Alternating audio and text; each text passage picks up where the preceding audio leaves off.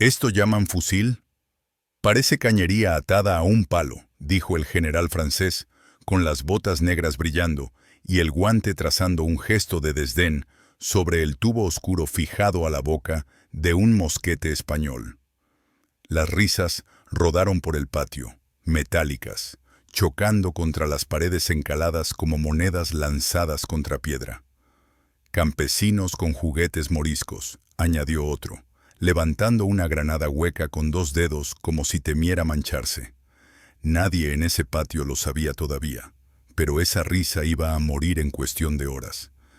Ese tubo feo iba a convertir su paso de desfile en un pasillo de sangre. La cámara se aparta de los charoles y los galones. Cae sobre manos rugosas que ajustan una abrazadera oxidada, sobre dedos que prueban una mecha corta, sobre ojos que miden el aire. El fusil de granada pesaba agrio, madera húmeda, metal gastado, y aún así sonaba decidido. Respiraban hondo, sin palabras, jurando en silencio que cada carcajada tendría respuesta. En los corredores fríos del convento saqueado que hicieron cuartel, siguieron las bromas.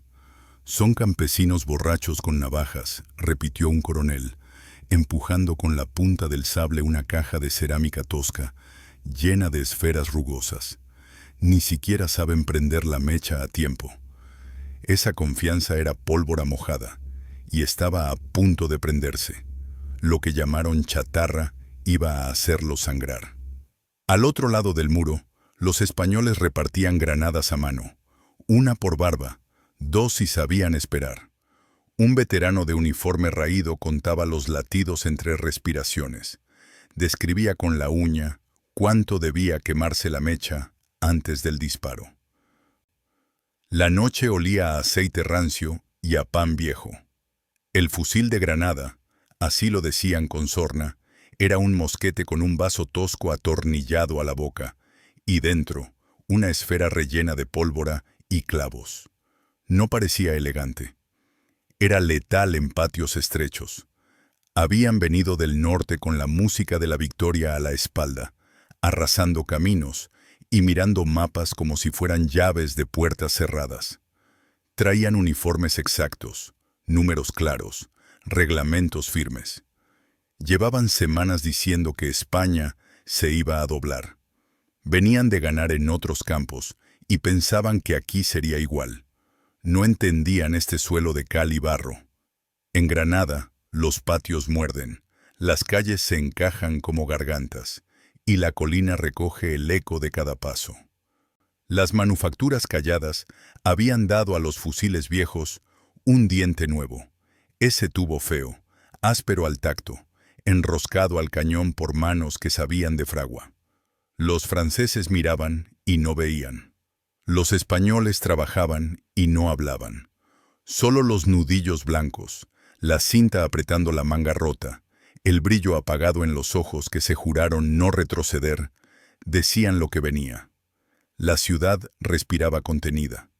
El plan no tenía mapas ni firmas, tenía esquinas. Un carromato clavado a mitad de calle, una puerta con madera chamuscada, dos balcones con mantas húmedas para ahogar el resplandor. Se untaron las manos con grasa para que no resbalaran. Contaron pasos, midieron sombras, compartieron un trozo de pan duro como si fuera contraseña. El fusil de granada era pesado en la muñeca. Exigía cintura para amortiguar el golpe al disparar la granada. Lo acariciaron como se acomoda una herramienta heredada, sin ceremonias. Cada uno sabía su sitio, el que prendía, el que apuntaba abajo, el que esperaba 2 respiraciones antes de soltar la lluvia. Al amanecer, la niebla subió desde el río y se pegó a las piedras. En el campamento francés afilaron frases y cuchillos. En los portales españoles, la mecha chisporroteó a prueba y el humo quemó la garganta. Nadie preguntó nada más. Los franceses avanzaron con bayoneta y tambor, como si entraran a un salón. «¡Abre! ¡Abre!», gritó un sargento a la puerta de Carriole, bloqueando la calle, golpeando la madera con la culata. Desde los balcones colgaban macetas vacías, y el olor a cal fresca se confundía con el de sudor reciente. Entonces, la primera copa del lanzagranadas se alzó apenas. Fue un gesto mínimo, como quien ofrece agua. La mecha asomó un hilo naranja.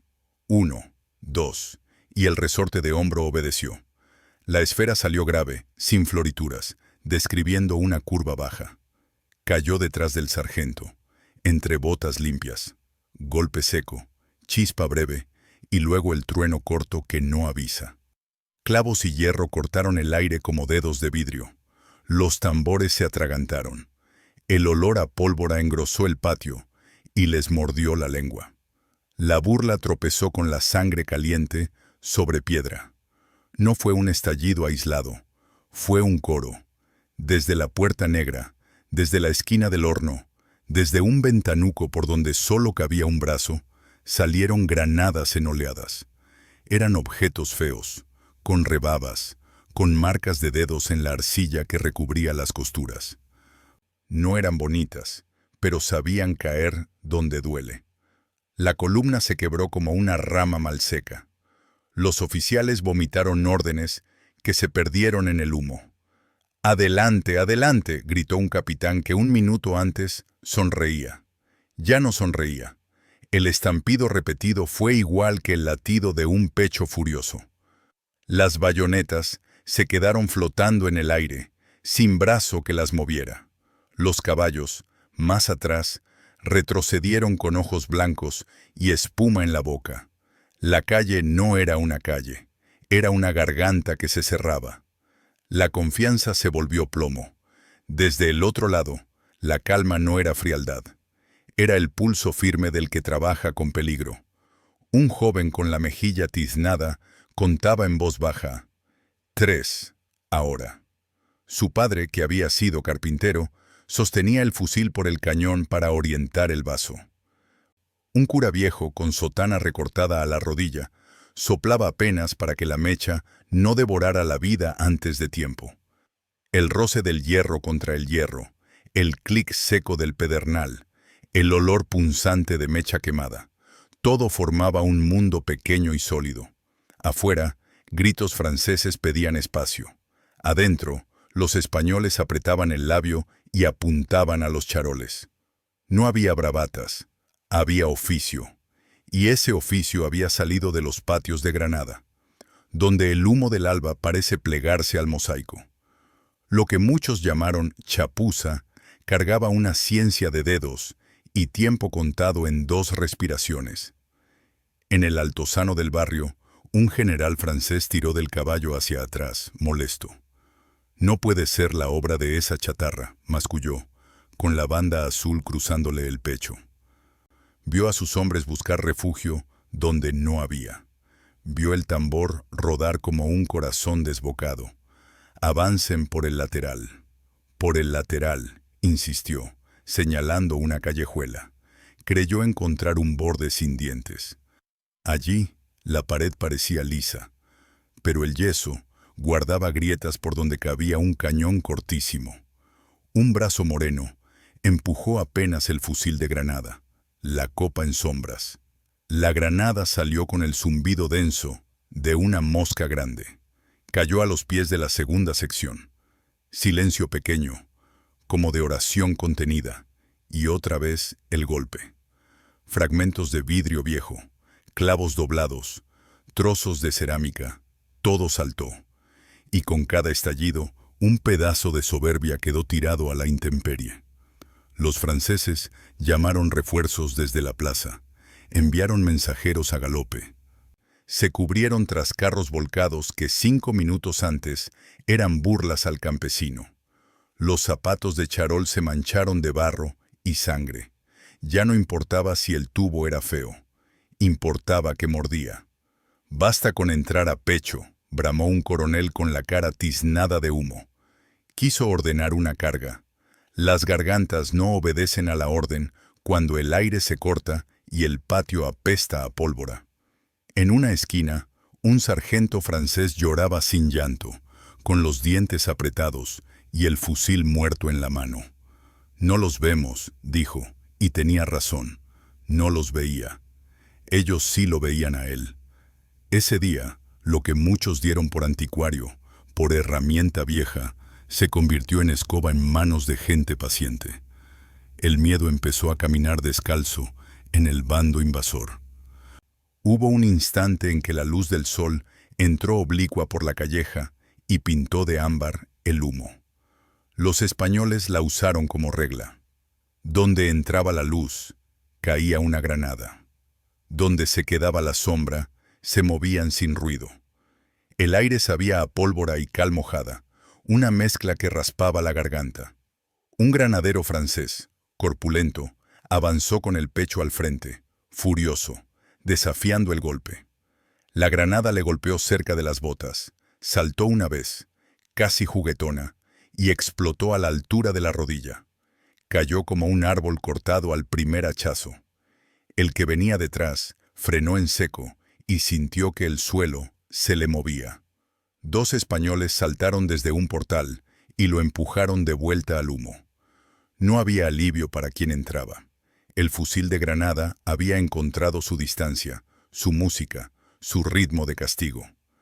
La música del castigo fue breve y repetida. Golpe, chasquido, tos, silencio.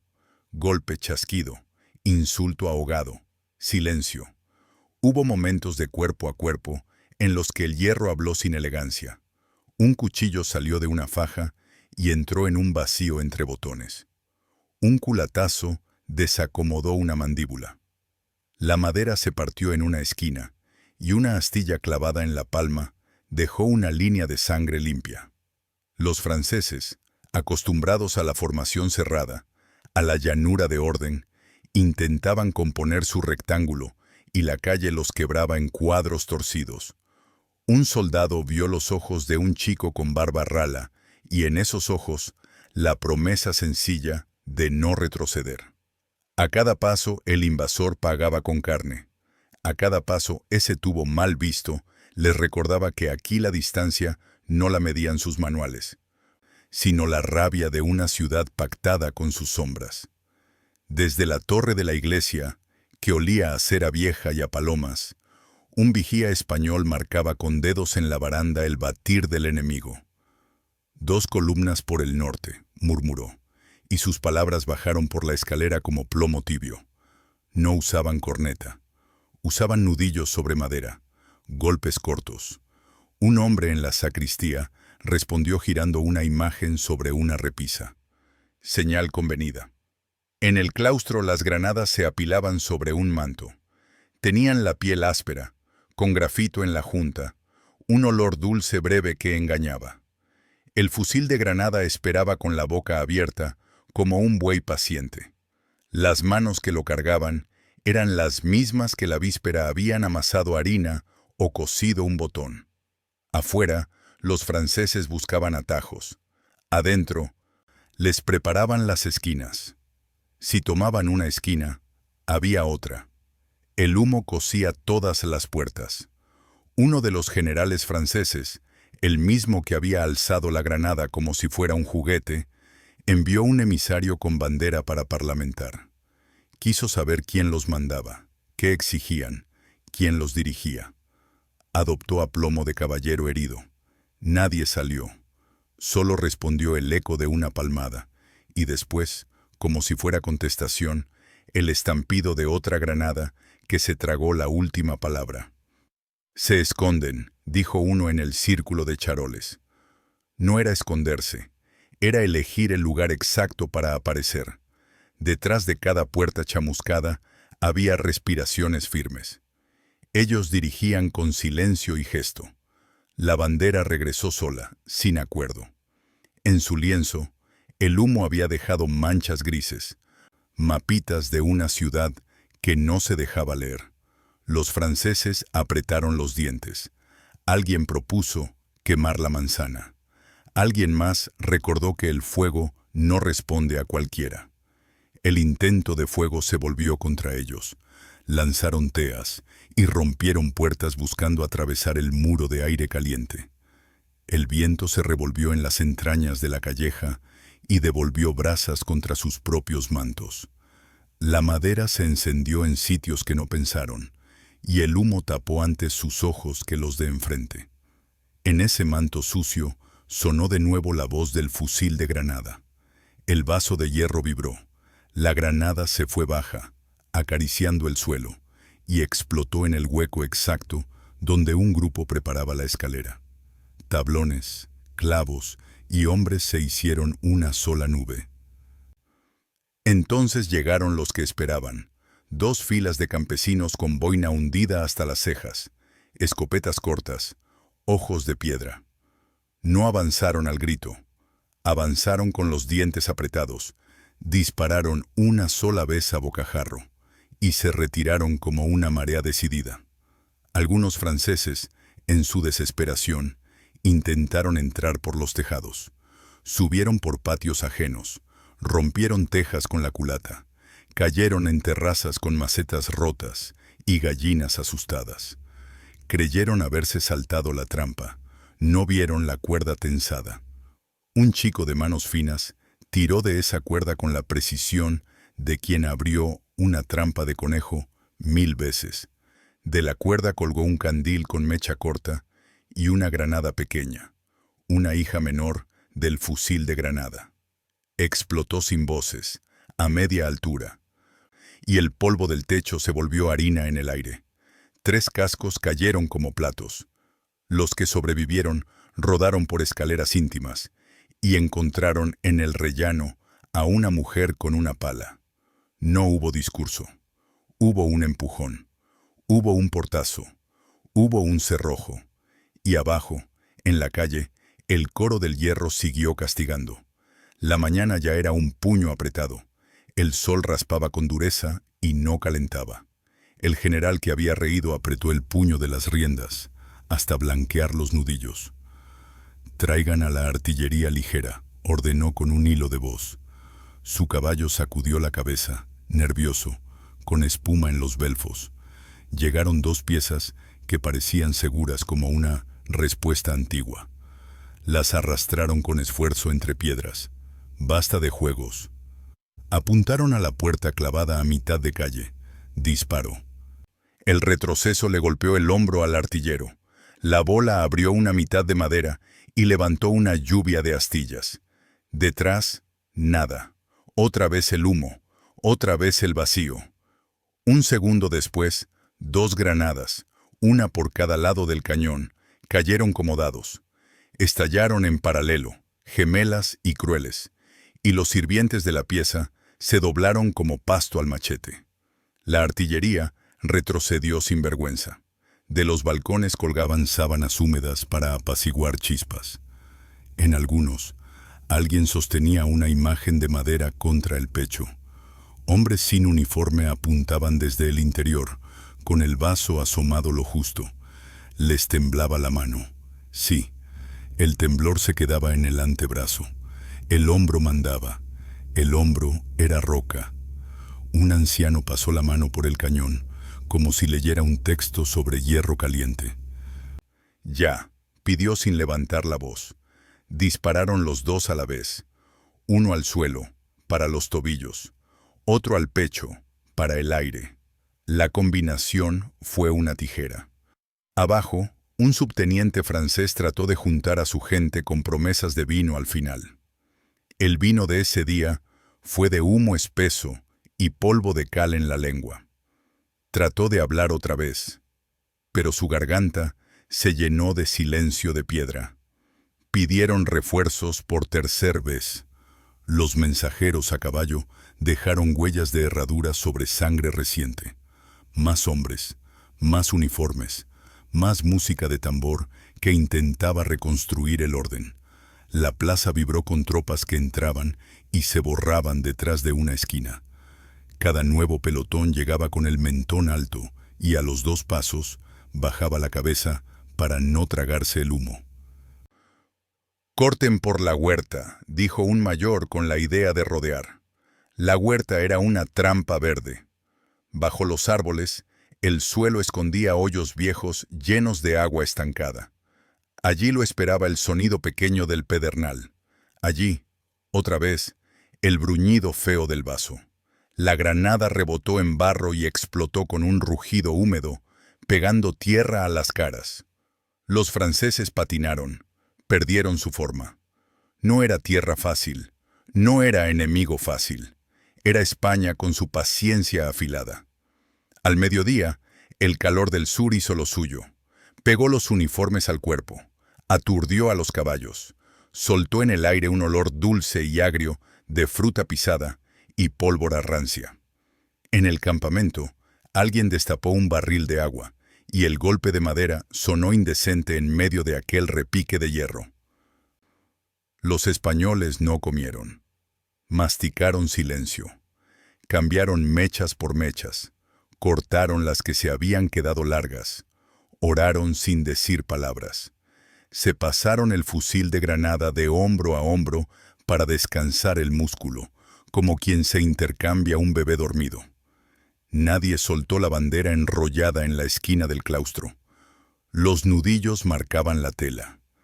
En algún lugar, una campana se quebró, y su sonido quedó cojo, un golpe ciego que rebotaba sin afinar. Era suficiente. El enemigo seguía entrando. En un respiro breve, cayó una lluvia corta que levantó olor a tierra y a hierro. El agua se mezcló con el polvo de pólvora, y con el humo, hizo una pasta gris que se pegaba al paladar. Los franceses dieron gracias a ese agua como a un santo. No sabían que ese mismo agua iba a dar peso a los fragmentos. Dispararon de nuevo las granadas. Ahora caían con un golpe más pesado, con una cortina de barro y clavos que se quedaba pegada a la piel como un reproche. Hubo ojos que se cerraron no por miedo, sino por dolor que no encuentra nombre. Hubo botas que se quedaron sin dueño. En un recodo, un francés imploró por un cirujano. Llegó una sombra, miró la herida, negó con la cabeza. «No hay tiempo», dijo en su lengua. No había tiempo. Solo quedaba aprender a la mala. Desesperados, los oficiales ordenaron abrir casas.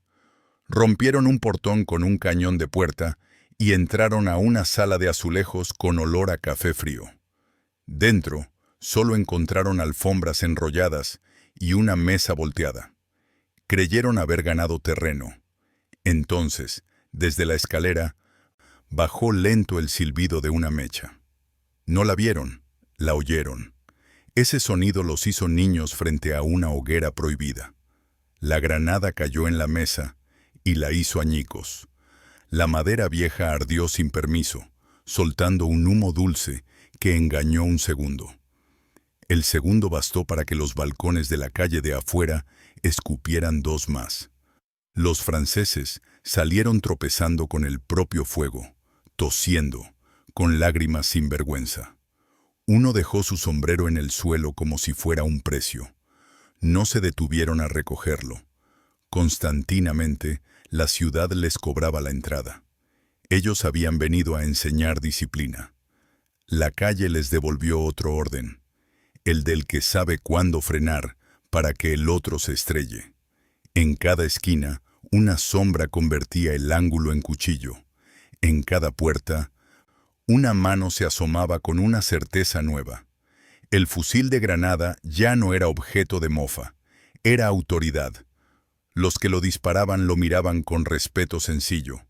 Le limpiaban el borde con trapo viejo, le ajustaban el tornillo a ojo, le hablaban como a un caballo cansado que aún tiene camino. «Solo este», decía uno, apuntando, negándose a desperdiciar. No había toneladas de pólvora, había juicio. Hubo un francés que, acorralado, pidió perdón a un santo de yeso en una hornacina. Ese santo había visto procesiones y ahora veía pólvora. Permaneció en pie, como España. Los jefes, contumaces, trazaron una última línea. Una carga al unísono, a la bayoneta, pasaremos como cuchillo por mantequilla. El símil era ajeno a esas piedras. Avanzaron con grito alto, con la dignidad herida convertida en empuje. Las primeras filas lo creyeron. Las segundas dudaron. Las terceras oyeron el canturreo de una mecha y pensaron en otra cosa. El primer estallido abrió un hueco. El segundo lo ensanchó. El tercero lo convirtió en un foso sin pared. La carga murió en el aire, con bayonetas aún mirando adelante. Los que no cayeron se encontraron en una danza ridícula, saltando sobre compañeros y resbalando en sangre. En el portal, un español de barba gris sostuvo el fusil como un estandarte de hierro y no retrocedió. Su sombra, en la cal, parecía más alta. El humo le hacía de manto. El eco del combate se pegó a las paredes y se hizo viejo en minutos. Se rompieron relojes. Se olvidaron horas. Lo único que existía eran respiraciones, cortas cuando cargaban, hondas cuando esperaban. Del lado francés, esas respiraciones se volvieron carreras. Del lado español, se quedaron clavadas, como estacas. Una pausa mínima se abrió entre dos andanadas. Se oyó un gorrión. Fue la señal de que el enemigo había perdido el oído de la calle. El sonido pequeño sobrevivía. El ruido grande se había agotado. Entonces, un capitán español ordenó sin voz: 2 golpes al suelo con la culata. A la tercera, disparo. El suelo retumbó con ese lenguaje y la granada salió, puntual. Cayó en el sitio exacto donde un oficial extranjero miraba su reloj roto. Él entendió tarde que las horas en Granada no obedecían a su esfera. A media tarde, los franceses pidieron un alto para recoger heridos. Lo hicieron con el gesto de quien no ruega, sino negocia. Trajeron camillas improvisadas con puertas arrancadas, caretas de dignidad hechas jirones. Los españoles permitieron el paso en un callejón, sin bajar el fusil. No era crueldad, era memoria. Al pasar, algunos franceses no pudieron evitar mirar de reojo el tubo atornillado en la boca del mosquete. Buscaron la elegancia que habían negado. No la encontraron. Vieron en cambio huellas de dedos, una rebaba limada a medias, una muesca que no salía con trapo. Eso mataba. Eso los había detenido. Uno de ellos, joven, con la mirada aún limpia del norte, murmuró algo que nadie oyó. Tal vez fue disculpa. Tal vez fue rabia. Lo cierto es que al volver a su línea, ya no levantó la voz. La tarde se volvió cobre. El sol bajó dejando sombras largas que se treparon por las paredes como hiedra. Los franceses dieron su último empuje. Sonó un tambor quebrado, con un parche remendado que hacía vibrar el aire de forma torcida. Avanzaron, sí, pero avanzaron como quien empuja una puerta que ya decidió no abrirse. En la esquina de la Alhóndiga, el fusil de granada respiró hondo en 3 manos. Una encendió, otra sostuvo, otra apuntó. La granada salió pesada y baja, como dictada por la piedra. Reventó justo donde el sargento que había golpeado la puerta por la mañana intentaba enderezar la línea. Su cuerpo giró una vez y cayó planchado. Los que quedaban vivos miraron en redondo buscando cielo. Solo encontraron patios angostos. El eco les devolvió sus propias órdenes, vacías ya. Veían caerse los símbolos. Un estandarte francés quedó colgado de un clavo, deshilachado por el borde y manchado por el hollín de una cocina. Un tambor atornillado quedó patas arriba, el cuero abombado como barriga enferma. Los galones dejaron de brillar. Las hebillas se llenaron de polvo gris. En contraste, la bandera española, arrugada pero entera, siguió apretada a una mano. Esa mano tenía suciedad bajo las uñas y sangre seca en la muñeca. No la soltó ni para beber. La apoyó un segundo en el pecho para ajustar el tornillo del vaso. En una ventana baja, una niña miró sin parpadear y luego desapareció detrás de una cortina. Lo que vio se le pegaría al corazón, como a todos. No hay lugar para la burla en una calle donde el hierro huele a justicia antigua. Cuando el día por fin se dobló, los franceses comenzaron a retroceder. No lo hicieron corriendo. Lo hicieron como quien guarda una pieza de porcelana rota en el maletín sin saber por qué. Llevaban consigo sus heridos, su orgullo de puntas rebanadas, sus ojos cansados de humo. Cada paso hacia detrás fue un reconocimiento. En el borde de la plaza, un general giró en la silla y miró por última vez el carromato clavado, los balcones mudos, las sombras con ojos. No nos siguen, se consoló. No era consuelo, era aviso. No necesitaban perseguirlos, ya los tenían marcados. Detrás, tocó una campana con voz gastada. No era alabanza, ni victoria de desfile. Era una campana que contaba lo que valió cada metro. La ciudad no aplaudió. Respiró. Ese día, las cartas cambiaron de manos. Lo que empezó como chiste en un patio, terminó como parte de un relato que nadie quería oír en voz alta en los salones del norte. No entran, diría alguien en una mesa con mapas. Se resisten con juguetes, se atrevería otro, todavía ciego. Y un tercero, que olió la pólvora y tragó cal, bajaría la mirada. Granada guardó su secreto visible en un tubo negro y un tornillo tercamente apretado. Había técnica, sí, pero más había voluntad. Había ciencia, sí, pero más había pulso. Había metal, sí, pero más había gente obstinada. Cada esquina aprendida, cada respiración medida, cada granada que no se desperdició fue una lección. Al extranjero le costó aceptar que en esa escuela no había pupitre, solo piedra y orgullo. La noche trajo silencios nuevos. Los franceses, en su campamento, contaron pérdidas con voz apagada. Los cirujanos limpiaron con vino instrumentos que no darían abasto. Hombres acostumbrados a órdenes claras, temblaron con la incertidumbre de la sombra. En los fogones, la sopa supo a ceniza. Del lado español, se lavaron las manos en agua con sal. Se rezó en conjunto, y también a medias, en un rincón, sin que nadie mirara a otro. Se aflojaron correas, se cuidaron muñecas golpeadas por el retroceso de la copa. Se dejó el fusil de Granada recostado con respeto. No era altarcito, era herramienta de mañana. Nadie habló de victoria. Se habló de seguir de pie. Se habló de poner más clavos en las granadas. Se habló de no dormirse de confianza. El orgullo no era grito, era brasa. Al amanecer siguiente, el enemigo intentó una última mirada. Enviaron un grupo corto para tantear la calleja maldita. Volvieron con los ojos muy abiertos, sin disparar. Está todo igual, dijeron. Igual no era palabra justa. Las piedras habían aprendido sus pasos. En los balcones, ninguna cara. En el suelo, ninguna sangre fresca. Pero el aire seguía oliendo a pólvora vieja, a cal húmeda, a cuero sudado. Ese olor les dijo lo que necesitaban saber. Si entraban, el tubo iba a cantar de nuevo. A veces, la amenaza es un aroma espeso que queda pegado al alma.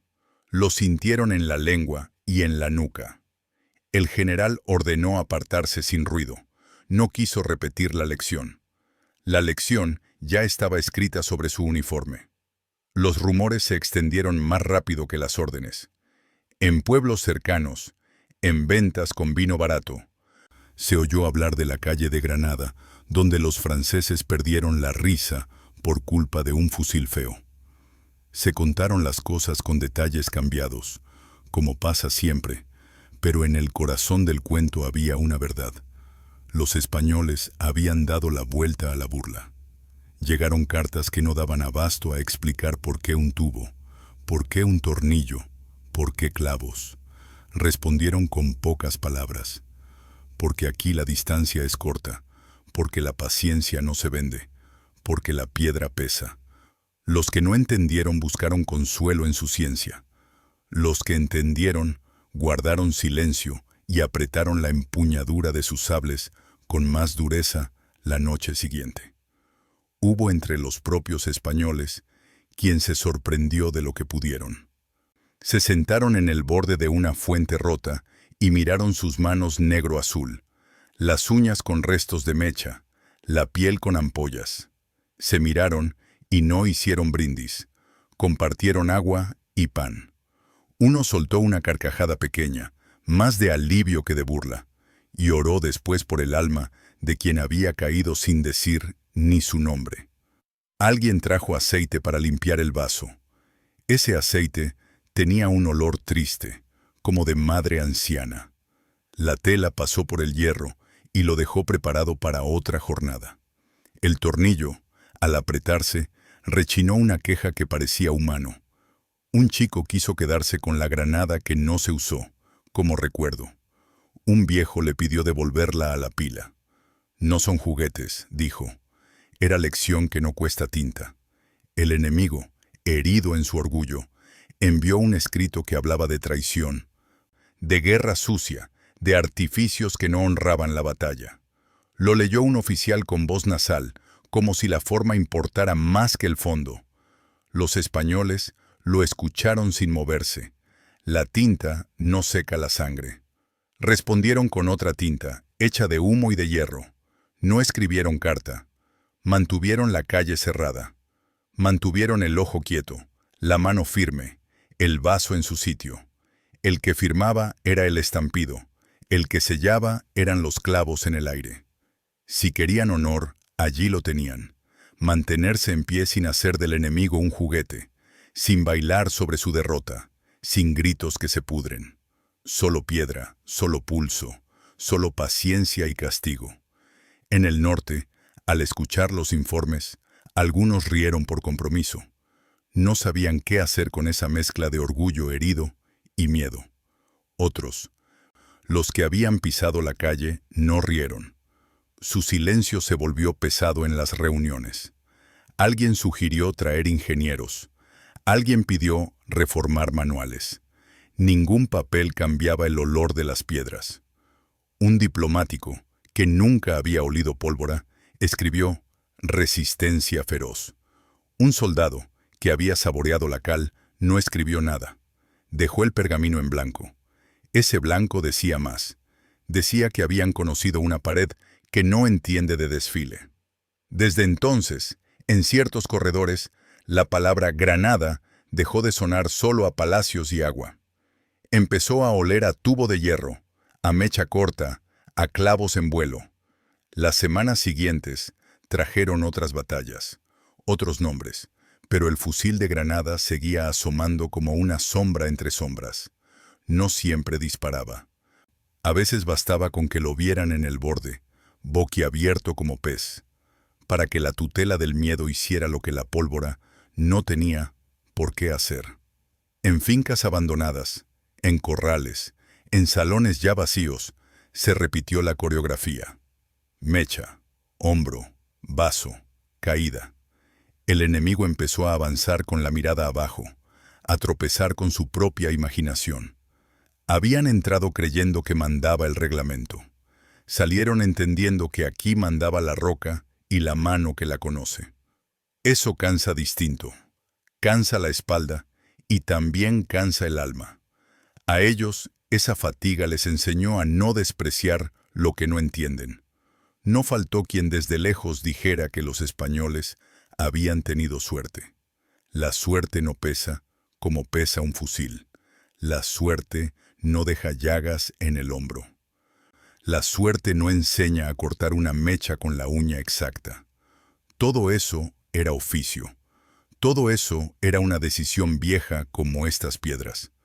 En la quietud de una noche sin luna, un grupo de españoles afiló cuchillos por costumbre, no por necesidad. El chirrido sobre la piedra hizo eco en el patio. Ese sonido fino y constante parecía decir, aquí seguimos. Afuera lejos, tal vez alguien volvía a bromear. Aquí, las manos que apretaban el fusil de granada tenían memoria en los músculos. La risa del enemigo no asusta cuando ya tienes respuesta en el hierro. Hubo una visita inesperada. Un desertor francés, con las botas rotas, buscó confesión en una ermita. Habló atropellado. Dijo que el fusil feo estaba en su sueño, que despertaba con el golpe en la rodilla, que sentía en la lengua el gusto malo de la mecha. El cura lo escuchó con paciencia, sin prometerle alivio. Le dio agua, le dio un trozo de pan, le dijo 2 palabras en español que el otro no comprendió pero que consolaron por el tono. Luego el hombre se fue hacia el norte, más ligero de culpa y más pesado de vergüenza. En el cuartel, al contarlo, se rieron de él. Pero esa risa dejó un hueco. El hueco por donde entra la idea de que no todo se arregla con paso marcial. En la plaza principal, con bancos desconchados, se reunieron los que habían disparado. No hicieron medallas, no escribieron nombres en mármol, limpiaron el vaso, compartieron aceite, arreglaron culatas. Un herrero joven discutió con un viejo sobre el ángulo de la copa. Ganó el viejo. El gesto de su mano pesaba más que cualquier libro. Así entra mejor la granada, explicó, con palabras de cocina. Nadie lo discutió. El hierro habló después, para confirmarlo. El sonido cambió un poco, más redondo, menos áspero, como una voz que aprende modulación. A un lado, se apilaban clavos en un cesto de mimbre. Parecían inocentes, plateados, quietos. Sus puntas esperaban. Ellos eran los dientes del león que muchos no vieron venir. La resistencia no fue solo hierro. Fue piel y saliva. Un enfermero improvisado sacó con pinzas pequeñas astillas de la mano de un muchacho. Soplaron juntos sobre la herida, como se sopla sobre una vela que no se quiere apagar del todo. La piel tuvo olor a vino barato y a agua con sal. Caminaron después por la calle que había sido garganta. No hablaron a gritos. Tocaron paredes con dedos aún manchados. Miraron puertas nuevas clavadas en cajones viejos. Ese paisaje de madera y humo les devolvió su reflejo. Cansados, sí, pero de pie. Un niño señaló el vaso del fusil y pidió tocarlo. Lo tocó y retiró la mano rápido, como si el hierro guardara un calor que no se ve. Nadie rió. Era respeto. Los franceses, en su retirada ordenada, dejaron detrás objetos con historia cortada.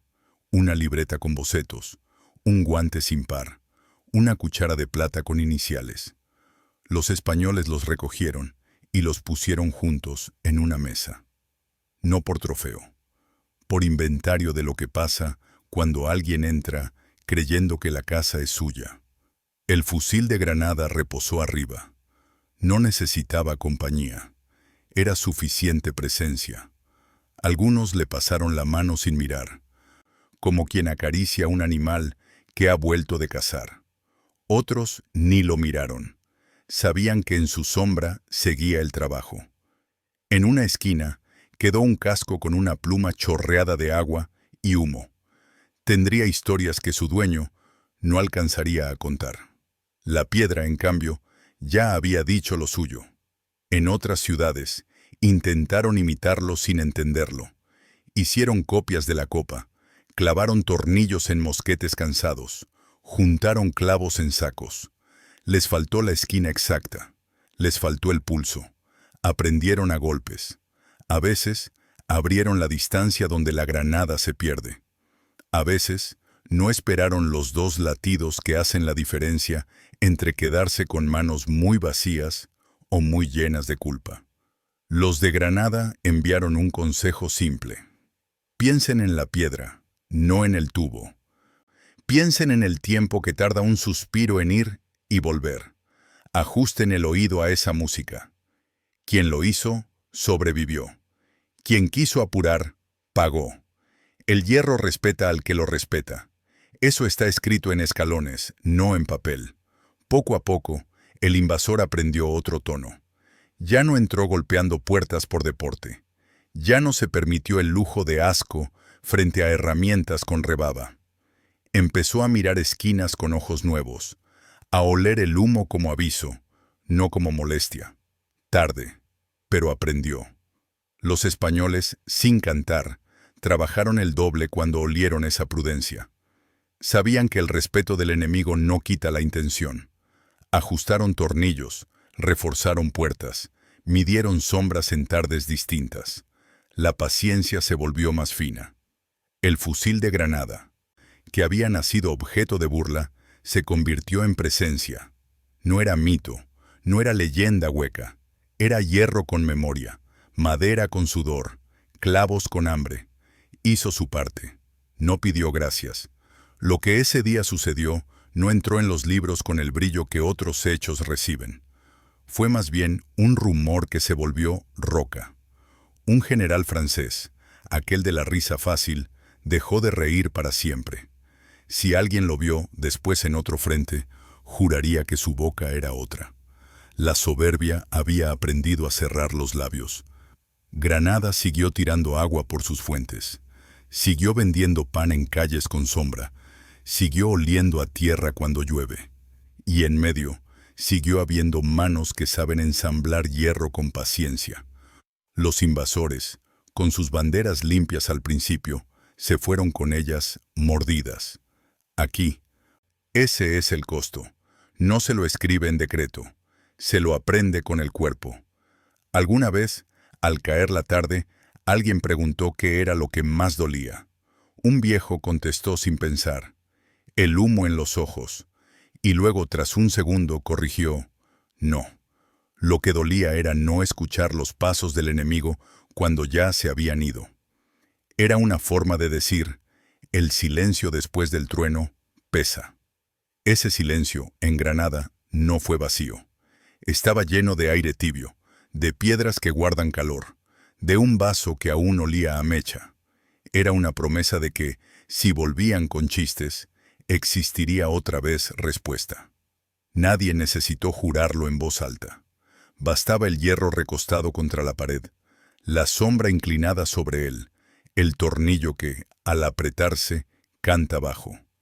En la caída de la luz, los españoles cargaron una última vez el fusil de Granada, no para dispararlo, sino para sentir su peso en la mano. Ese peso era la medida de lo que habían decidido.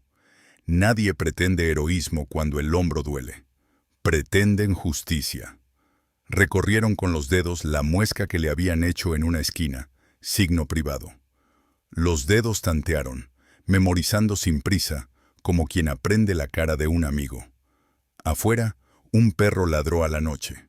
Adentro, alguien apagó la vela con los dedos mojados. Si al día siguiente tocaba otra vez, tocarían. No hay liturgia más alta. La tierra pide que se la defienda con lo que se tiene. Y aquello, con su fealdad humilde, había probado ser más que suficiente. Desde lejos, uno podría preguntarse por qué tanto alboroto por un tubo. Quien estuvo en la calle no pregunta. Sabe del golpe en la lengua, del humo que te hace lagrimear no por tristeza, sino por ácido. Sabe del alivio que da escuchar el propio corazón más fuerte que el grito del otro. El fusil de Granada no curó heridas, las hizo, no arregló el mundo. Lo enderezó un poco en una esquina concreta, en una mañana concreta, y ese poquito valió para que muchos pudieran decir, seguimos de pie. Los extranjeros que creyeron que entrarían como a mercado, aprendieron que aquí no se compra con monedas brillantes. Aquí se paga con respeto o se paga con sangre.